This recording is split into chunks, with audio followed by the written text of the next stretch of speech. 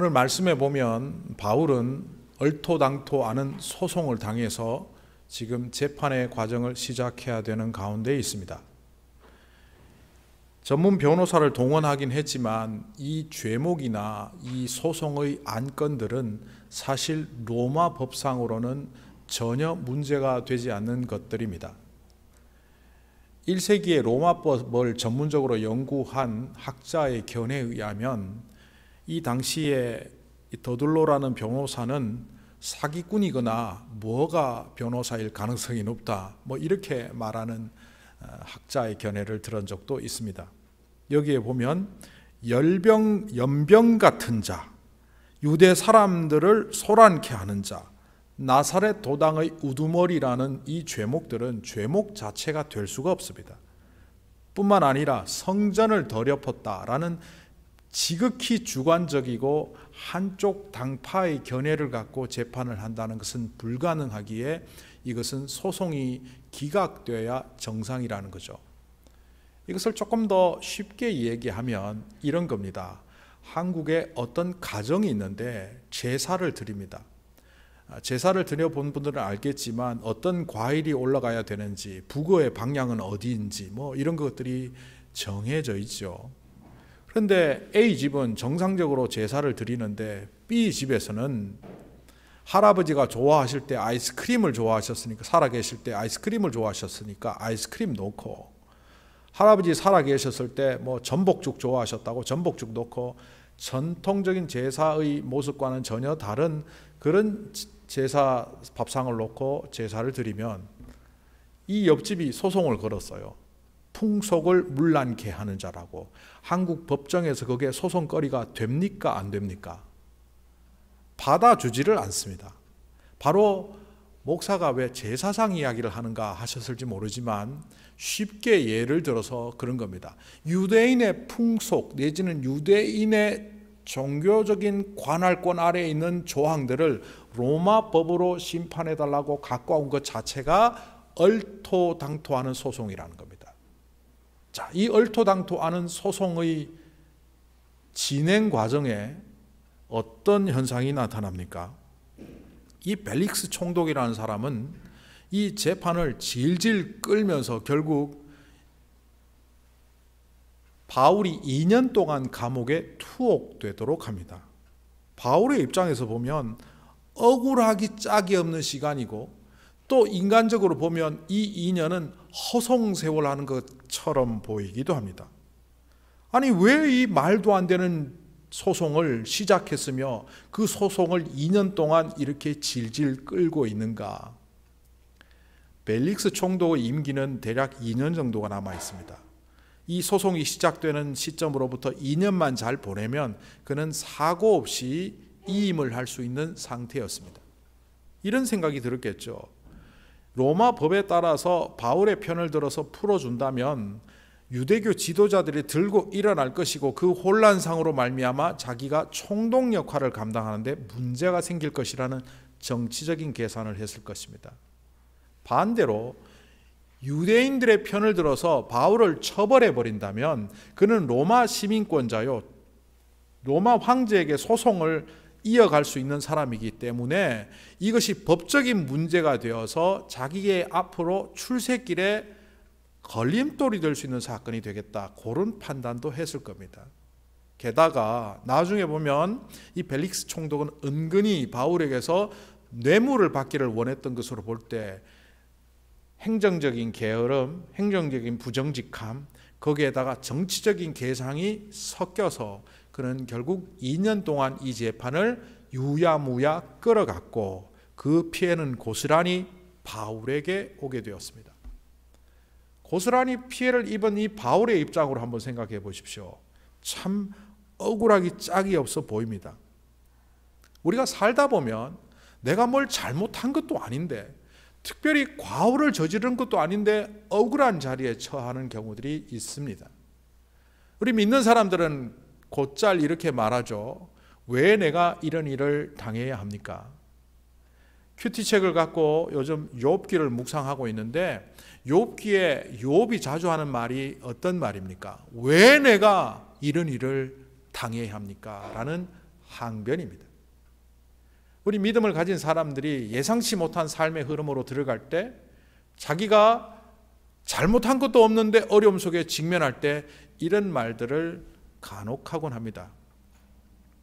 그 중에는 정말 상관없는 이야기도 있지요. 어떤 분이 감옥을 5년 갔다 왔는데 하나님이 자기에게 연단을 주셔서 5년 동안 투옥 생활을 했다고 하는데, 왜 감옥 가셨는데요? 했더니만 사귀전과 오범.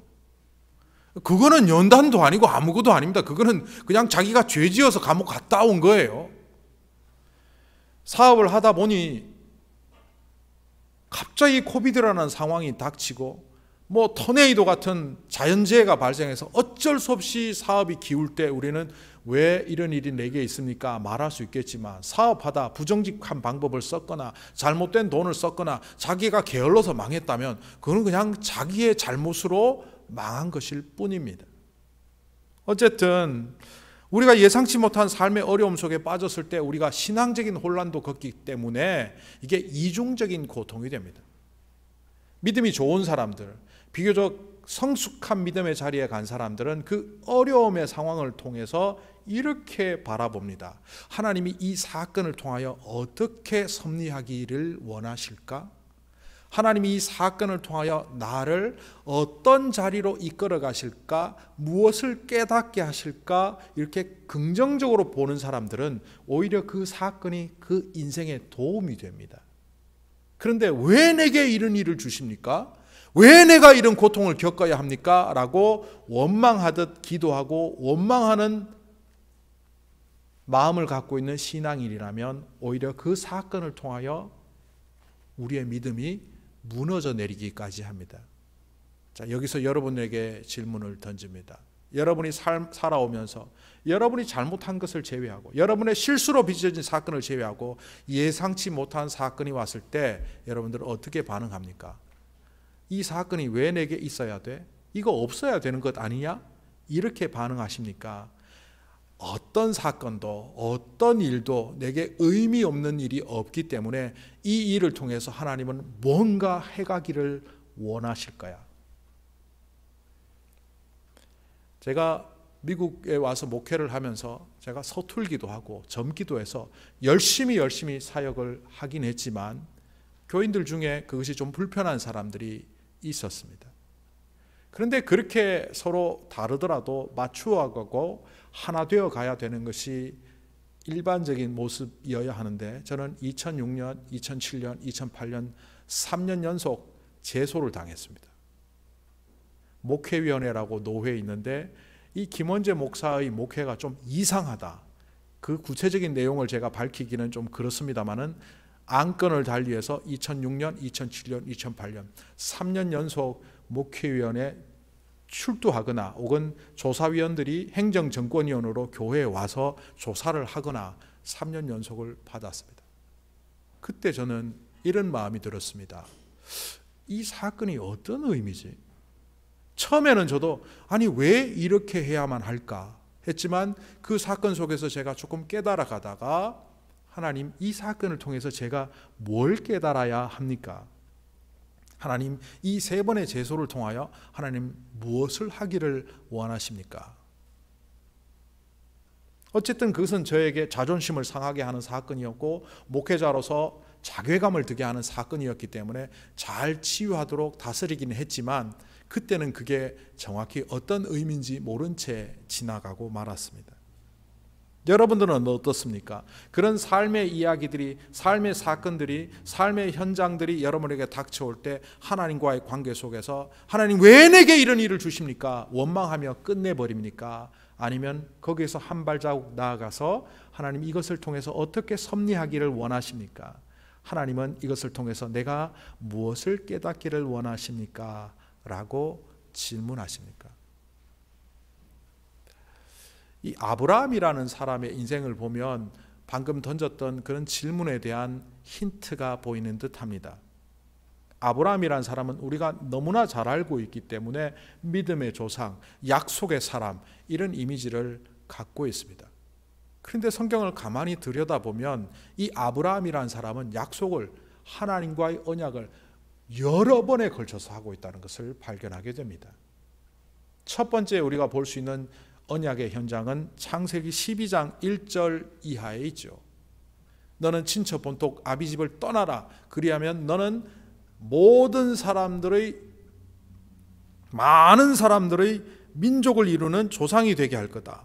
그리고 너에게 복을 주어서 너를 복을 비는 자에게 내가 복을 주고 너를 욕하는 자에게 내가 화를 주어 너를 복의 근원이 되게 할지라는 놀라운 약속을 받습니다. 이 약속은 아브라함에게 있어서 자기를 믿음의 사람으로 시작하게 한 놀라운 약속이었습니다.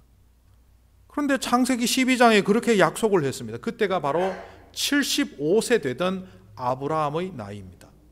그런데 나이가 85세 되는 그 즈음이 되고 나니까 창세기 15장에 하나님이 다시 그와 약속을 합니다. 이번에는 약속을 구두로만 하는 것이 아니라 제대로 계약서를 작성합니다. 요즘식으로 얘기하면 컨트랙트를 작성하는 겁니다. 어떻게 하느냐 하면 아브라함에게 3년 된 암소, 3년 된 암염소, 3년 된 순양을 비롯한 짐승들을 잡게 합니다. 그리고 그 짐승들을 쪼개게 합니다. 아브라함이 짐승들을 쪼개서 이렇게 세워놓으니까, 모아놓으니까 그 쪼개어진 사이로 저녁 무렵에 횃불이 지나갑니다. 하나님의 불이 지나가면서 그 약속이 성취됩니다. 그 이후 히브리어에 있어서 언약을 맺다라는 말이 창세기 15장에서 나옵니다. 히브리어에서 언약을 맺다라는 말을 카라트 브리트라고 합니다. 이 카라트는 쪼개다라는 말입니다. 짐승을 쪼개다. 그리고 베리트, 언약. 직역하면 카라트 브리트는 언약을 쪼개다라는 말입니다. 그게 뭐냐 하면 창세기 15장에서 짐승을 쪼개고 횃불이 지나가는 그 장면을 통하여 언약이 되었다라는 말이 나왔기 때문에 히브리어의 언약을 맺다는 말은 카라트, 쪼개다, 브리트, 언약 이런 말을 쓰게 됩니다. 어쨌든 75세 때 구두로 하셨던 그 말씀이 이제는 계약서를 통하여 약속되어집니다. 그리고 15장에서 하나님께서는 이렇게 말합니다. 하늘의 뭇별들을 보아라. 네 후손들을 저렇게 많이 만들 것이다. 그리고 네 후손들이 많아져서 이집트란 땅에 가서 400년 동안 종살이를 하고 그리고 큰 민족을 이루게 될 것이다. 아주 구체적인 말을 합니다. 많은 사람들의 조상이 될 거다라는 1차적인 약속보다 훨씬 더 구체적인 약속이 주어지며 그리고 계약서까지 작성하며 하나님께서 하셨습니다. 왜 이럴까요? 12장과 15장 사이의 사건들을 보면 이 내용을 파악할 수 있습니다. 13장, 14장에 어떤 사건들이 있느냐면 아들처럼 여기던 롯이 분가를 하게 됩니다. 롯이 좋은 땅이라고 갔는데 소돔 땅에 가서 살다 보니 전쟁이 일어납니다. 이쪽 연합군과 저쪽 연합군이 싸우는데 소돔이 속해 있는 그 연합군이 패배하려고 할 때에 아브라함이 사병을 일으켜서 그 전쟁에 참여를 하게 됩니다. 그리고 이 전쟁의 판세를 바꾸어 놓고 이 전쟁의 승리의 최대 수혜자가 바로 아브라함이라는 사람이 됩니다. 그때 멜기세덱이라는 살렘 왕이자 하나님의 제사장이 등장하고 하나님께 제물을 바치는 장면이 창세기 13장 14장에 나오는데 이걸 간단히 요약하면 이런 겁니다. 외지에서 들어온 아브라함이 그 지역의 판세를 장악하게 되고 사병을 일으켜서 경제적으로나 군사적으로나 세력적으로 그 누구도 무시할 수 없는 사람이 되었습니다. 자, 이쯤 되고 보니까 꼭 하나님이 지켜주지 않으시더라도 하나님이 자손을 약속하지 않으시더라도 나는 이 지역에 이미 세력을 가졌고 이 정도면 성공한 인생인데라는 성공으로 빚어지는 얄팍한 계산이 들어온 겁니다. 그때 하나님은 파악하십니다. 아브라함을 그대로 내버려 두면 약속을 잃어버리겠구나. 그래서 하나님이 나타나셔서 구체적인 약속의 내용을 말씀해 주시면서 그 인생에 개입한 것이 바로 두 번째 카라트 브리트 언약의 장면입니다. 이렇게 85세, 75세, 85세 언약을 맺었으면 그걸로 됐을 텐데 하나님께서 99세에 다시 나타납니다. 99세에 나타나서는 자, 언약을 다시 맺자라고 하시면서 이제는 네 이름을 바꿔라 이렇게 말합니다. 제가 집에서 자녀들과 얘기할 때 가끔 이렇게 말합니다. 제가 말하는데 옆에서 떠들지 말라는 의미로 존귀하신 아버지께서 말씀하시는데, 그러면 아이들은 무슨 목사가 이단인가 하는 표정으로 봅니다. 존귀하신 아버지? 그 하나님한테 쓰는 표현 아니야? 아브람이라는 뜻이 존귀하신 아버지라는 뜻입니다. 그런데 이 존귀한 아버지라는 이름을 하나님이 아브라함으로 바꿉니다. 아브라함이 뭐냐? 열국의 아버지, The Father of all nations, 모든 민족의 아버지. 사레라는 이 여성의 이름도 공주라는 뜻인데 사라로 바꾸게 합니다. 사라가 뭡니까? 열국의 어머니, Mother of all nations, all countries. 열국의 어머니라는 이름, 열국의 아버지라는 이름으로 바꿨습니다. 거기다가 하나를 더합니다. 계약서 갖고는 안 되겠다. 너 몸에 새겨라. 할례를 받아라. 기네스북에 있대죠. 할례를 제일 오래된 나이, 늦은 나이에 할례 받은 사람. 보통 아기 때 할례하지 않습니까? 늦어도 그래도 청소년기에 할례를 하는데 무려 99세에 할례 받은 사람. 지금 역사 속에 제일 늦게 할례 받은 사람이 아브라함이랍니다. 어쨌거나 할례를 받고 이름을 바꾸고 그의 인생에 굉장히 전환점을 하나님께서 만들어 주셨습니다. 왜 이랬을까? 아니 85세에 했는데 왜 99세에 오셔서 또 이렇게 하실 뿐만 아니라 직접 천사들을 데리고 아브라함 집에 찾아가셔서 네가 이맘때, 내년 이맘때에 100세 아들을 낳으리라. 왜 이런 일이 있었습니까? 85세에 무별들 같은 후손들을 낳으리라라는 얘기를 듣고 사라는 꾀를 부립니다. 아, 이게 아브라함과 나 사이에서 아이를 낳는 것이 아니라 젊은 여자를 아브라함에게 주어서 아이를 낳게 하는 것이다. 그래서 자기의 몸종인 하갈을 남편에게 주었고 그리고 임신을 합니다. 임신을 했더니만 하갈은 득세를 하죠. 그래서 하갈이 오히려 사레를 멸시합니다. 사레는 그 멸시를 참지 못하고 하갈을 학대합니다. 뭐 이런 일 때문에 집안이 시끄럽습니다. 그리고 애는 태어났습니다. 태어났는데 아브라함은 아유 옆에 애들 시끄러우니까 용서하고 들으십시오. 나는 아이만 볼란다 해서 이스마엘을 13년 동안 물고 빨았습니다. 그러니까 86세부터 99세 사이에 하나님을 만난 흔적이 전혀 없습니다. 잃어버린 13년. 하나님의 약속도 잊어버리고 자기가 하나님께서 어떤 일들을 통해서 인생을 끌어가실지를 완전히 잊어버린 채 그냥 아이 보며 인생의 행복을 누리며 그러고 살아갔다는 겁니다. 그때 하나님이 나타나셔서 네가 깨트린 약속을 나는 복구하기를 원하는데 이제 다시 한번 말하마. 이스마엘이 아니라 사라와 아브라함 너 사이에서 태어나는 자식을 통하여 내가 언약을 맺을 것이다. 이 언약은 아브라함의 언약이기도 하고 사라의 언약이기도 하고 그 사이에서 태어날 자녀와의 언약이기도 하다. 정신 차려라. 시몬이었던 제자에게 예수님께서 예수님의 모습에 대해서 이야기를 하고 주는 그리스도시요 살아계신 하나님의 아들입니다 라는 그 고백의 현장에서 하나의 못을 박는 이야기를 하십니다. 너는 이제 이름 바꾸어라. 너는 시몬이 아니라 페트로스, 베드로다. 네가 방금 그 고백한 믿음이 교회의 기초가 되고 너의 사역이 교회를 세우는 기초가 되도록 너는 반석과 같은 자가 되어라. 네 이름 속에 사명을 새기고 네 이름 속에 네 인생의 목적을 새기고 네 이름 속에 내가 너를 지켜보고 있고 함께한다는 것을 결코 잊지 않도록 너의 이름을 베드로라고 하여라.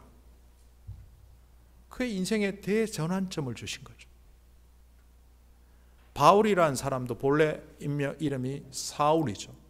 그러나 그가 사울로서 살아가던 자리를 버리고 하나님의 사역자로 설 때 그는 바울이라는 이름을 새롭게 갖게 됩니다. 이처럼 아브라함의 인생을 통해서든 베드로의 인생을 통해서든 혹은 바울의 인생을 통해서든 주님께서 개입하셔서 그의 인생의 모습들을 바꾸어 가십니다. 그게 어떤 때는 고통으로, 자괴감으로, 실패감으로, 어떤 때는 이해할 수 없는 사건으로 다가오기도 하지만 그러나 그 속에는 분명히 의미가 있습니다. 그것을 깨닫지 못한 자는 원망하다 끝나버리겠지만 그것을 깨달은 자는 그 자리가 그냥 지나가는 자리, 허송세월하는 자리가 아니라 이 자리를 통하여 내가 변화되고 이 자리를 통하여 발전하고 성숙할 때 하나님은 나를 통하여 역사하신다는 것을 믿으며 살아가게 되는 겁니다.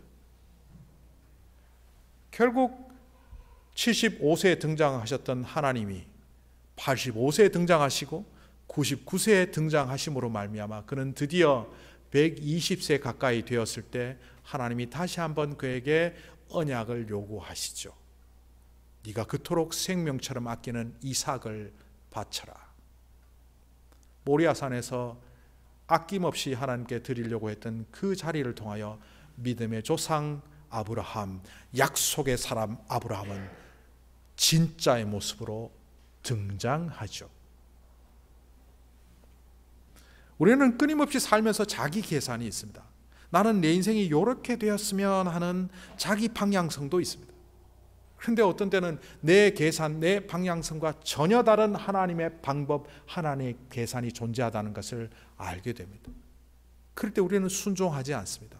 하나님 요게 맞다니까요. 이쪽으로 하셔야지 왜 자꾸 저쪽으로 합니까? 이거 뭐 안 됩니다. 이렇게 하면 내가 하나님보다 더 지혜롭고 내가 하나님보다 더 우월하고 내가 하나님보다 더 선하고 내가 하나님보다 더 우위에 있다는 그런 생각으로 살아가는 사람에게는 하나님의 섭리는 보이지 않습니다. 아브라함의 전체적 삶의 윤곽을 통해서 하나님의 개입을 우리는 비교적 쉽게 봤습니다. 그런데 한 역사적 상황 속에서 하나님이 개입하실 때 우리들이 쉽게 그것을 순종할 수 있는지 볼 수 있는 장면이 길갈입니다. 여호수아 5장에 보면 길갈의 사건이 등장합니다. 여호수아가 이끄는 이스라엘 백성들이 한 지역에 들어오게 되는데 그 이름을 나중에 길갈이라고 붙입니다. 여기는 어떻게 보면 여리고가 쳐다보고 있는 땅이고 아이성이 쳐다보고 있는 땅이고 사방의 적들이 쳐다보고 있는 지대입니다. 그 광야에서 하나님이 이런 요구를 하십니다. 너희는 이제 이 땅에서부터 만나는 사라지게 될 것이다. 광야에서 매일 아침 주어졌던 만나가 길갈에서 끊어집니다. 그리고 이렇게 말씀하십니다. 광야에서 너희가 하지 못했던 것들을 여기서 시작하라. 할례를 행하라. 당시 이스라엘의 인구수는 정확히 나오지 않지만 남자 장정의 수는 확실하게 성경에 기록됩니다. 그들의 수는 60만 명. 조선시대 건강한 군대를 만들기 위하여 이율곡이 10만 양병설을 주장했습니다. 10만 명도 강력한 군대인데 반하여 지금 60만 명의 군대를 만들 수 있는 이스라엘 군대가 진격해 들어오니 가나안 땅의 모든 나라들은 민족들은 긴장할 수밖에 없었습니다. 이스라엘도 이 60만이면 해볼만 합니다. 계산이 섭니다. 그런데 하나님이 그 계산을 깨트립니다. 할례를 행하라. 남자들이 당시 외과적 수술에 의하여 할례를 받으면 짧게는 3일, 길게는 일주일 동안 전투력을 완전히 상실합니다. 그 증거는 창세기 34장에 있습니다. 하몰의 자손들이 야곱의 딸을 성폭력으로 공격했을 때 그 오라비 중에 시몬과 레위가 꾀를 내어서 화친을 맺자 세겜의 남자들이 모두 할례를 받으면 우리가 화친을 맺겠다 하고는 그 할례를 행한 밤에 쳐들어가서 모두 죽여버립니다. 수적으로 훨씬 많은 세겜의 남자들을 몰살시킬 수 있었던 것은 그들이 할례를 통해서 전투력을 완전히 상실했기 때문입니다. 오늘날처럼 외과적 수술이 발달하지도 않은 그때에 마취도 없이 그렇게 하고 나면 3일 동안 활동을 못합니다. 이 60만의 잠정들이 어떻게 보면 가나안 땅의 군대에 완전히 노출되어서 죽을 수밖에 없는 상황으로 주님이 가라고 하십니다. 머리가 돌아가는 사람이라면 여호수아 장군님 지금 뭔 일을 이렇게 하십니까? 조금만 머리가 있는 사람이라는 생각해 보면 사방에 적들이 있는데 지금 우리가 60만 명이 나눠서 10만 명씩 하는 것도 아니고 한꺼번에 60만 명이 다 해버리면 이거는 죽자는 이야기 아닙니까? 이렇게 생각할 수 있습니다. 그런데 하나님은 순차적으로 하지 말고 한꺼번에 다 하랍니다. 왜 하나님이 이런 일을 하실까요? 만약 그 일에 순종하지 않는 백성이었다면 그 다음에 여리고성 전투에서 침묵하고 돌라고 했을 때 순종했을까요? 안 합니다. 그렇게 순종했는데도 불구하고 여리고성 전투에서 기세등등했던 사람들이 아이성 전투에서 대박 깨어지지 않습니까? 왜? 또 자기 계산이 나왔거든요. 거기서 부끄러움의 사건이 일어나고 패배의 사건이 일어나면서 그들은 깨닫습니다. 왜 우리에게 이토록 아픔을 주십니까? 우리에게 범죄한 일이 있군요. 하나님, 우리가 교만했군요. 그리고 다시 한번 재전투에 들어갔을 때 아이성은 그들에게 싸움거리가 되지 않는 대승을 거두는 자리가 됩니다. 우리는 살다 보면 자꾸 끊임없이 우리 속에 생각들이 일어납니다. 그 길갈의 사건, 할례의 사건이 있은 이후 그들은 그 땅에 굴러가다라는 이름의 길갈이라는 명칭을 붙입니다. 자기 계산이 굴러가다, 옛 것이 굴러가 버리고 이제 하나님의 것이 나에게 굴러오는 사건이 일어났던 자리.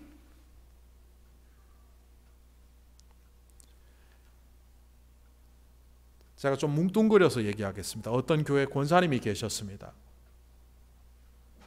혹시나 알까봐 제가 굉장히 뭉뚱그려서 얘기합니다. 타교의 이야기입니다.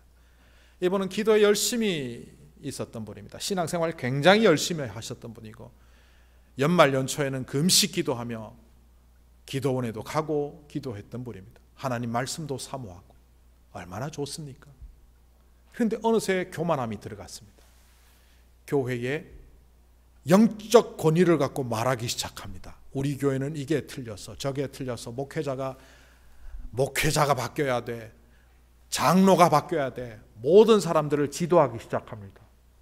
결국 그 권사로 말미암아 그 교회는 분파주의가 파벌들이 생기고 그 파벌들의 전쟁터가 된 후 그 교회는 쇠락하여 문을 닫고 말았습니다. 뉴욕에 있었던 사건입니다. 그러면 뉴저지에 있었던 사건 하나 얘기하겠습니다. 이 목회자는 굉장히 열심을 다하여 목회를 했습니다. 뭉뚱그려서 얘기하겠습니다.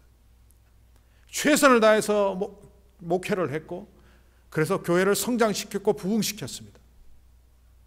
은퇴를 했습니다. 은퇴한 이후에도 계속해서 영향력을 행사하고 싶었습니다. 그래서 이렇게 행사하고 저렇게 행사하고 후임자가 왔을 때 이렇게 지도하고 저렇게 지도하다가 결국 계속해서 문제를 일으키게 되었고 그 교회 또한 문 닫고 말았습니다. 제가 직접 들은 건 아니고 상상하는 겁니다. 그 권사님이 어느 날 깨달았을 때 하나님, 제가 기도 열심히 하고 그때 나를 버리고 또 내려놓고 했어야 되는데 그걸 하지 못해서 제 사랑하는 주님의 몸된 교회를 없애는데 앞장서는 사람이 되고 말았습니다. 이렇게 회개하지 않았을까?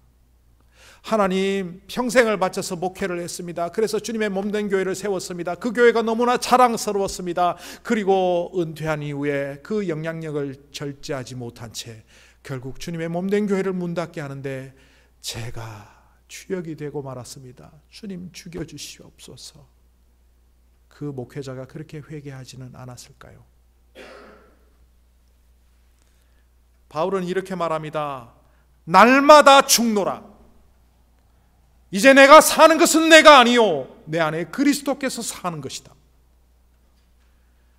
바울처럼 신실한 사역자가 어디에 있습니까? 바울처럼 하나님의 뜻을 따라 살아가는 사람이 과연 몇 명이나 되겠습니까? 그런 자가 자기를 그렇게 말합니다. 나는 죄인 중에 괴수요, 나는 날마다 죽노라. 나는 이제 내가 사는 것이 아니라 내 안에 그리스도께서 살아야만 나는 사는 것이 된다. 여러분들은 어떻습니까? 신앙생활 오래 했는데 내 주변의 사람들이 나를 통하여 그리스도를 발견합니까? 아니면 김 목사, 김 장로, 김 집사, 김 권사, 제가 김이시니까 전부 김으로 했습니다. 특정인과 상관없습니다. 그 사람만이 드러납니까? 그 사람이 안 드러날 때 우리가 어떻게 말합니까? 왜 나를 교인들은 몰라주는 거야? 왜 나를 모르는 거야? 내가 이렇게 열심히 하는데. 사람들이 모르면 어떻습니까? 진짜 열심히 했다면 주님이 아시면 그걸로 되었지 않습니까? 내가 이렇게 열심히 살았는데 왜 하나님은 나에게 행복한 인생을 주지 않으시는 건가? 그렇다면 2년 동안 억울하게 감옥살이하는 이 바울은 잘못하면 자살하겠네요. 바울을 한번 보십시다. 2년의 투옥 생활이 그에게 어떤 정서적인 데미지를 주었습니까? 아니면 이 사건을 통하여 그는 또 한 번 새로운 하나님의 섭리를 발견합니까? 이 재판 과정을 통해서 나타난 그의 행적들을 조사해 보면 그는 이렇습니다. 벨릭스 총독과 그의 아내 드루실라를 전도하기 위하여 만날 때마다 그 기회로 삼습니다. 만약 하나님 왜 나를 감옥에 가두어놓고 있습니까? 왜 이렇게 어송세월 하게 합니까? 라고 탄식한다면 그는 이런 행동을 하지 않을 겁니다. 뿐만 아니라 재판 과정에서 만나는 사람들을 복음 전도의 기회로 삼아서 계속 복음 전도를 하고 있는 모습을 보여줍니다. 지난주에 제가 뭐라고 말했습니까? 1차, 2차, 3차 전도 여행을 통하여 심신이 연약해진 이 바울이 이 감옥에서 심신을 회복하는 치유의 과정을 겪었을 것이다. 또한 그 치유의 과정 속에서 방금 말씀드린 것처럼 바울은 또 한 번 전도의 기회를 삼았습니다. 그래서 벨릭스 총독하고 드루실라 전도했습니까? 그리고 그 법정에 있는 많은 사람들, 군사들 만나면서 신문관들 만나면서 그 전도해서 예수님 다 영접했습니까? 우리는 결과에 주목하지만 하나님은 이 섭리를 통하여 놀라운 것을 계획하셨다는 것을 여러분 아셔야 합니다. 바울이 이제 어디로 갑니까? 로마로 갑니다. 로마로 가서 그는 자유인이 됩니까? 구금 생활을 합니까? 구금 생활과 감금 생활을 하게 됩니다. 그런데 그 구금과 감금을 통하여 만나는 군인들, 신문관들, 행정관들을 전부 전도하는 놀라운 역사가 있지 않았습니까? 그 연습과 훈련을 어디에서 했습니까? 이 2년간 했습니다. 하나님은 우리가 의미를 깨닫고 허송세월이라고 생각하지 않는다면 그 어떤 시간을 통하여서도 하나님은 우리를 바꾸어 놓으시며 믿음의 사람으로 세워가시며 결국 우리를 통하여 역사하십니다.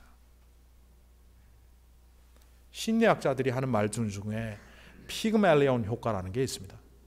이게 본래 그리스 신화에 나오는데 피그말리온이 이제 자기가 조각상을 만들어 놓고 사랑에 빠졌어요. 그래서 너무 사랑한다 해주니까 그 조각상이 뭐 여성이 되어서 이제 사람이 되어서 뭐 결혼해서 잘 살았다. 뭐 그거로부터 나온 이야기입니다. 그런데 이 교육 심리학자들이 피그말리온 효과라고 하면 이겁니다. 선생이 학생에게 높은 기대치를 갖고 격려하며 따뜻하게 사랑으로 대해주면 그 학생에게 높은 교육 효과가 나타난다. 저는 실제로 제가 한번 겪었습니다. 신대원에 들어가서 제일 힘든 과정 중에 하나가 히브리어입니다. 근데 저는 지금도 히브리어 성경을 곧잘 읽습니다. 번역합니다. 그 시작은 아주 유치한 데서 비롯되었습니다. 제가 삼공부 때 얘기를 했습니다마는 히브리어 첫 시간 들어갔더니만 가르치는 강사가 알파벳 노래를 누가 좀 불러주면 좋겠다. 첫 시간에 알파벳 공부했으면 좋겠다. 악보를 갖고 왔는데 자기가 악보도 못 보고 음치래요. 그래서 제가 악보를 좀 볼 줄 아니까 이렇게 눈치를 보다가 제가 손들고 맨 앞에 앉아 있었거든요. 그래서 나와서 하라 그래서 알레벳 기멜 달렛 해와 우자인 해서 노래를 이제 부르고 한 5분 10분 가르쳤더니만 다 따라 했어요. 강사가 자네가 판장하지? 판장이 되었습니다. 판장이 되었으니까 첫 번째 퀴즈는 잘 쳐야 되겠다는 생각에 시험 열심히 공부해서 100점 맞았습니다. 그런데 60명 중에 40명이 100점이에요. 두 번째 시험 60명 중에 한 20명. 또 세 번째 시험은 60명 중에 10명. 점점 어려워지니까 네 번째 연속 100점 맞은 사람이 저밖에 없다는 것을 알고 교수가 저에게 이런 말을 했습니다. 10번 이상 100점을 연속으로 맞으면 내가 밥도 사고 네가 해달라는 거 다 해줄게. 뭐 이런 식으로 얘기를 했습니다. 그 격려가 16번 연속 100점 맞게 됐어요. 한 학기 동안 계속 퀴즈를 다 100점 맞았어요. 그리고 저를 부르더니만 이렇게 말하더라고요. 우리 60명 중에 5명이 거의 과락이 되어서 신학교 졸업 못할지도 모르는데 과외를 좀 해라. 네가 5명을 돌보면 나는 너를 돌볼게. 선행학습이라고 해서 10과를 가르치면 12과 13과를 교수가 저에게 가르쳐주고 공부 시간에 10과를 배우고 저는 나머지 5명을 데리고 7과 8과를 나머지 수업을 가르쳤습니다. 3번에 걸쳐서 교수의 격려와 관심과 하는데 바보가 아닌 이상 히브리어 잘할 수밖에 없죠. 하나님께서 우리를 뭐라고 말합니까? 너는 내가 택한 백성이다. 너는 왕같은 제사장이다. 나의 소유된 자들이다. 너희로 인하여 하나님의 의로운 이 모든 일들이 선포되게 하겠다. 우리를 사랑하며 부르시며 아브라함의 인생 속에 개입하셔서 몇 번에 걸쳐서 그의 인생을 바르게 세워 가셨듯이 우리의 인생도 그렇게 개입하며 이끌어가고 계신다는 것을 여러분은 믿어야 합니다. 결국 그 사랑하시는 하나님께서 우리에게 아름다운 이름 피그말리온 효과를 일으키며 계속 격려하고 있다는 사실을 여러분 아셔야 합니다. 그리고 주님 앞에 여러분의 계산과 생각과 여러분의 인생의 방향을 내려놓으십시오. 그 내려놓는 만큼, 내려놓는 크기만큼, 내려놓는 무게만큼 하나님의 섭리가 보이고 하나님의 뜻이 이해되기 시작할 겁니다. 2006년, 2007년, 2008년 연속해서 목회위원회 수를 당해서 제가 섬기는 교회 사람을 통하여 수를 당해서 제가 가서 드디어 2008년에 제가 이런 말을 듣습니다. 3년 연속 수를 당하는 거 보니까 리더십을 잃은 것 같은데 교회를 사임하는 게 어때? 물론 그것 때문에 사임한 것은 아니지만 2009년에 제가 사임하면서 하나님이 왜 목회위원회를 통하여 이런 과정을 겪게 하셨는지 질문하며 저는 몰랐습니다. 제가 이번 노회 때 목회위원장을 이제 마쳤습니다. 제가 그 불려갔던 목회위원회에서 목회위원으로 5년, 그 안에 목회위원장으로 3년을 섬겼습니다. 제가 목회위원회를 하면서 알게 되었습니다. 알게 모르게 피해를 입었던 제가 다시 목회위원회로 또 3년에 걸친 목회위원장으로 할 때 작은 교회 그리고 억울한 일이 없도록 늘 기도하며 그 사역을 하라고 이 자리에 세우셨다는 사실을 깨닫게 해주셨습니다. 그리고 그 자리에서 저는 제가 그때 힘들었던 그 교회에서 저를 힘들게 했던 장로님들의 요청까지도 어떤 것이 바른 것인가 얼마 전에 말씀드렸던 것처럼 최선을 다해서 도와드렸습니다. 왜? 하나님은 그 사건을 통하여 제가 원망하며 왜 나를 이렇게 자존심 상하게 하십니까? 원망하는 자가 아니라 그 사건을 통하여 더 성숙해지고 그 사건이 결국 내가 앞으로 이 목회위원장으로 사역을 할 때 더 지혜롭게 하고 하나님의 뜻을 물으면서 할 수 있도록 돌아보게 하는 계기를 주셨다는 것을 조금씩 깨달았기 때문입니다. 하나님은 우리를 죽음으로 몰아가시는 분이 아닙니다. 하나님은 우리를 실패로 몰아가시는 분이 아닙니다. 그런데도 불구하고 죽음 같은 자리, 실패의 자리에 서게 하실 때는 의미가 있습니다. 주님을 믿으십니까? 그렇다면 그 섭리를 인정하십시오. 주님을 의지하십니까? 그렇다면 그것이 주는 고통보다는 그 과정을 통하여 하나님이 이루어 가실 그 은혜를 생각하시며 묵묵히 주님의 섭리 속으로 걸어가십시오. 기도하겠습니다.